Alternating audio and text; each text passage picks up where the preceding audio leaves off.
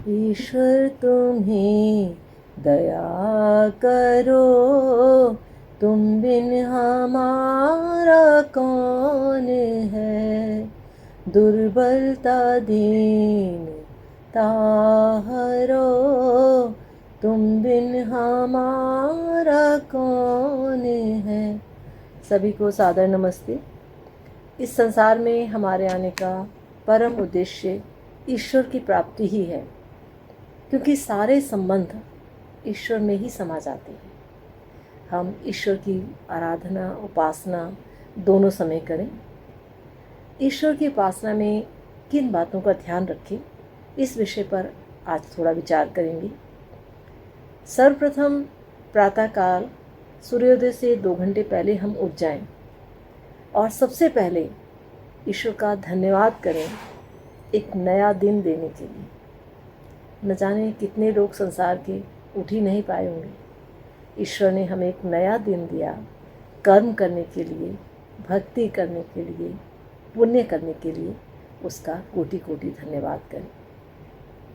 इसके बाद उषा पान करें, जल पिएं, अपने नित्य कर्म समाप्त करें और एक मोटा सा आसन बिछाकर बैठ जाएं। आसन कैसा बिछाना है, कैसा लगाना है, चाहे पद्मासन लगाएं, चाहे वज्रासन लगाएं, सिद्धासन लगाएं, जिसमें आप सरलता से काफ़ी लंबे समय तक बैठ सकते हैं।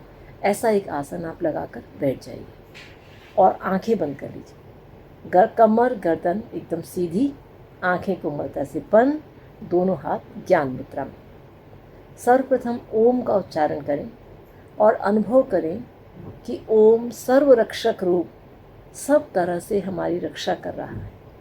अनेक रोगों से, अनेक दुर्व्यसनों से, दुर्भावनाओं से, दुश्चिंताओं से, अनेक शत्रुओं से हर पल हर क्षण वो परमेश्वर हमारी रक्षा कर रहा है। तो इस प्रकार उसका सर्वरक्षक रूप का ध्यान करें। इसके बाद क्या करें, विचार करें कि मैं इस आसन पर परमेश्वर का स्मरण करने के लिए बैठा हूँ, उसकी अनुभूति प्राप्त करने के लिए बैठा हूँ। इसलिए अब 1 घंटे तक केवल ईश्वर स्तुति और उपासना, वंदना, प्रार्थना ही करूँगा। कोई और विचार अपने मन में नहीं लाएंगे। अब अपने संबंधों को भुला दें। मैं किसी का पति हूँ, पत्नी हूँ, भाई हूँ, बहन हूँ, ये कोई संबंध इस समय मेरे नहीं है। और विचार करें कि मैं क्या हूँ, एक शुद्ध आत्मा हूँ जो परमात्मा से संबंध स्थापित करने के लिए बैठा हूँ। वही मेरा परम संबंध है। ना मैं मोटा हूँ, ना पतला हूँ, ना मैं स्त्री हूँ, ना पुरुष हूँ, ना मैं सुंदर हूँ, ना कुरीब हूँ। ये सारी विशेषताएं मेरे शरीर की हैं जो परमेश्वर ने मुझे दिए हैं, किंतु मैं शरीर से भिन्न एक आत्मा हूँ। तो आत्म रूप में शुद्ध स्वरूप आत्मा हूँ जो परमेश्वर ने मुझे दिए। परमेश्वर का ध्यान करने के लिए बैठा हूँ। तो परमेश्वर का ध्यान करें और ये सारे संबंधों को भुला दें। इसके बाद स्व स्वामी संबंध भुला दें। स्व स्वामी संबंध क्या है? आप परमेश्वर ने शरीर दिया, गाड़ी, बंगला, जो भी सुविधाएं, सुख सुविधाएं, आपके संबंध, माता पिता, पुत्र, संतान, जो भी संबंध समाज के हैं, मित्र, ये सारे संबंधों को भूल जाए। इन सब का स्वामी परमेश्वर है। जो कुछ भी हमें संसार में प्राप्त है मेरा कुछ नहीं है, सबका स्वामी परमेश्वर है। ये सब परमेश्वर ने मुझे दिए कि मैं इनका उपयोग करूं साधनों के रूप में और परमेश्वर तक पहुंचूं और समाज का कल्याण करूं। तो इन सब संबंधों से अपना स्वामित्व हटा दें, इन सब वस्तुओं से अपना स्वभाव हटा दें। इन सब का स्वामी परमेश्वर है। यहाँ तक कि मेरा शरीर भी परमेश्वर का दिया है और वो कभी भी मुझसे ले सकता है। तो इस प्रकार इस शरीर से भी मोह हटा दें और बैठे आत्म रूप में अपने सही स्वरूप का ध्यान करें। इसके बाद व्याप्य व्यापी संबंध का विचार करें कि सारे संसार में ईश्वर व्याप्त है। सब जगह, एक एक जगह, कण कण में, इस संसार की वस्तु वस्तु में, सृष्टि की वस्तु वस्तु में हो रहा है विद्यमान। सब जगह तो परमेश्वर ही है। हम उसके अंदर हैं, हम उसके भीतर हैं। ये सारा संसार परमेश्वर में ही समाया है। परमेश्वर सबके अंदर भी है और बाहर भी है।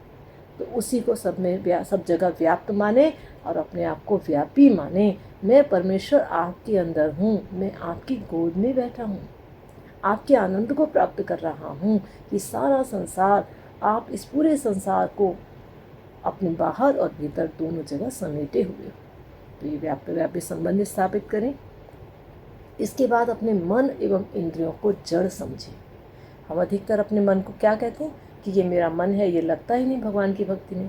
लेकिन यह विचार करें कि ये मन जड़ है, जैसा मैं आत्मा चाहूँगा वैसा ही ये विचार करेगा, वैसे ही विचारों को ये लाएगा मेरे सामने जैसा मैं चाहूँगा। और अब मैं क्या चाहता हूँ, ईश्वर संबंधी विचार ही मेरे मन में आए। संसार का कोई विचार मैं अपने मन में नहीं लाऊंगा। मेरी इंद्रियां परमेश्वर के सिवा किसी और का चिंतन नहीं करेंगी।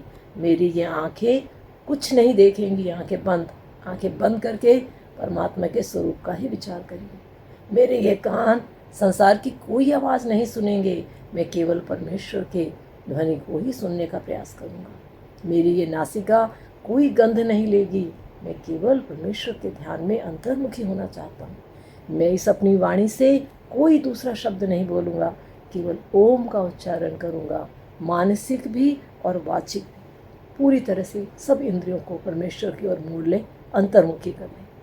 और इसके बाद ईश्वर प्रणिधान की स्थिति में आ जाए। सब जगह सर्वत्र परमेश्वर विद्यमान है, कण कण में है। वह मुझे हर पल हर क्षण देख रहा है। वो मेरे भीतर भी है और मेरे बाहर भी है। वो मेरे विचारों को भी जानता है, मेरे कर्म को भी जानता है। मैं जो कुछ भी कर रहा हूँ वह उस सब को जानता है। तो उस परमेश्वर को सब कुछ समर्पित करके, प्रभु मेरी ये सारी पूजा अर्चना, मैं जो पूजा करने जा रहा हूँ ये भी आपको समर्पित, इसका कर्म फल भी आपको समर्पित, ऐसा समर्पण करके आंखें बंद करके परमेश्वर का ध्यान कीजिए, ओम का जप कीजिए, मानसिक और वाचिक दोनों प्रकार का जप कीजिए और आनंद में लीन हो जाइए। वो परमेश्वर बहुत दयालु हैं, अवश्य आपकी कृपा सुनेंगे और आपको अपना अनुभव कराएंगे, अनुभूति कराएंगे। आप सब इस अनुभूति को प्राप्त करें। इसी शुभकामना के साथ ओम शांति।